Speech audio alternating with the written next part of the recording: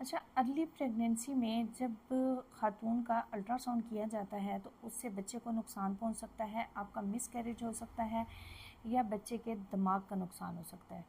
ये सारी बातें मैं मेडिकल या हमारी साइंस नहीं कहती, ठीक है। ये बल्कि लोगों की मिथ है कि अल्ट्रासाउंड करवाने के ये नुकसान हो सकते हैं, लेकिन अल्ट्रासाउंड की वेव्स जो हैं वो इतनी तेज़ नहीं होती, इतनी नुकसानदेह नहीं होती कि आपके बच्चे का नुकसान हो जाए।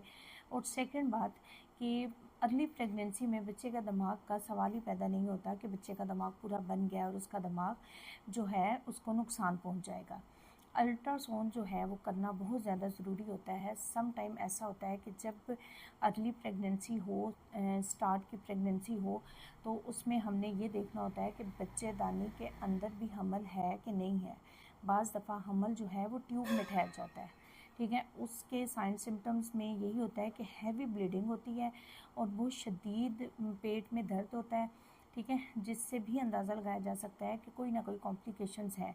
तो इसलिए भी स्टार्ट में अल्ट्रासाउंड करना बहुत ज़्यादा ज़रूरी होता है। अल्ट्रासाउंड की वेव से आपके बच्चे को, आपके हमल को कोई नुकसान नहीं होता।